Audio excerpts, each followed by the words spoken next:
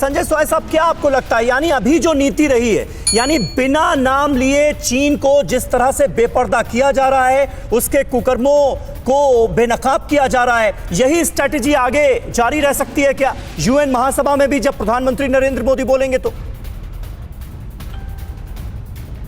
नहीं, वो तो इनडायरेक्ट मैसेज देंगे ही, क्योंकि डायरेक्ट मैसेज शायद ना दिया जाए जैसे श्री अशोक जी कह रहे हैं। मैं एक चीज को और ऐड करना चाह रहा हूँ कि भारत को आज जिस तरह से लीडरशिप एक्वायर कर रहा है जी, दुनिया समझ रही है आज भारत की ताकत को, चाहे वो कोविड-19 की हैंडलिंग हो, चाहे वो गलवान के बाद वो हो, भारत ने एफ बैन किया, दुनिया ने फॉलो किया उसको। अभी ये मिलिट्री ब्लैक टॉप का एंगल है जो पूरी दुनिया समझ रही है, डेली टेलीग्राफ, अमेरिका, बाकी लोग एग्जाम्पल दे रहे हैं, क्वाड की मीटिंग दिल्ली में हो रही है। ये एक आज दिखा रहा है कि भारत को लोग समझ रहे हैं, दुनिया फॉलो कर रही है, भारत की ताकत को समझ रहे हैं कि क्या एक अलग ही स्ट्रेटेजी निकालते हैं, अलग ही सरप्राइज फैक्टर रखते हैं और एक अपनी ताकत का मुजाहिरा करते हैं। आदित्य भी कुछ ऐड करना चाह रहे हैं। आदित्य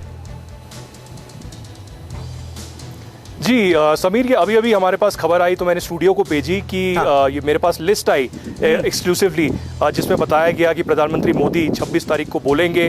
मैं इसमें ऐड कर दूं कि ये पहली बार होगा कि ये वर्चुअल मीटिंग होगी यूएनजीए की, क्योंकि हमने देखा है प्रधानमंत्री खुद अमेरिका जाते हैं और वहाँ पर भाषण देते हैं। प्रधानमंत्री वर्चुअली बोलेंगे। दूसरा, सूत्रों के आधार पर मुझे ये पता चल रहा है कि चाइना का नाम तो बिल्कुल नहीं लेंगे, लेकिन जैसे अशोक सज्जनार जी ने बोला, एम्बेसडर साहब ने, एक मैसेज जरूर कन्वे होगी, क्योंकि हमने देखा है कभी भी जब मैसेज कन्वे होता है तो उस प्लेटफॉर्म से कंट्री का नाम नहीं लिया जाता, लेकिन मैसेज जरूर कन्वे होता है। तो चाइना भी एक वर्ल्ड के लिए बहुत महत्वपूर्ण चैलेंज उभर के आ रहा है, चाहे वो अमेरिका हो, ऑस्ट्रेलिया हो, कनाडा हो, या फिर जो साउथ ईस्ट एशिया में कंट्रीज हैं, और भारत तो है ही। तो एक स्ट्रॉन्ग मैसेज एक्सपेंशनिज्म के खिलाफ हो सकता है प्रधानमंत्री मोदी दे और बोलें कि डेवलपमेंट का युग है। जैसे लद्दाख से उन्होंने बोला था कि विस्तारवाद और एक्सपेंशनिज्म खत्म हो चुका है और अपना जो टैक्टिक्स है ये बदलना पड़ेगा। तो इस तरीके का मैसेज मुझे लगता है 26 सितंबर को प्रधानमंत्री। बिल्कुल। रामेश्वर जी, क्या आप भी ऐसा ही कुछ एक्सपेक्ट कर रहे हैं? क्योंकि उस वक्त भी देखिए सवाल तो उठे थे कि भाई चीन का डायरेक्ट नाम नहीं लिया प्रधानमंत्री नरेंद्र मोदी ने, सरकार जो है वो चीन का नाम लेकर कोई मैसेज नहीं दे रही है, लेकिन जो कुछ भी पूर्वी लद्दाख में अपने भाषण में प्रधानमंत्री नरेंद्र मोदी ने कहा था और जिस तरह से विस्तारवादी नीतियों को निशाना बनाया था प्रधानमंत्री ने, उसका जवाब जो चीन की तरफ से आया, उसने ये साफ जाहिर कर दिया कि ये मैसेज चीन के लिए था और चीन को जहां चुभना था वहां चुभा भी। बिल्कुल, किसी मैसेज देने के लिए किसी का नाम लेना जरूरी नहीं है।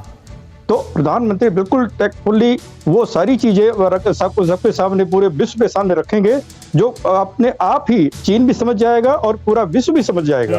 तो हर प्लेटफॉर्म पे नाम लेना कोई जरूरी नहीं है किसी के।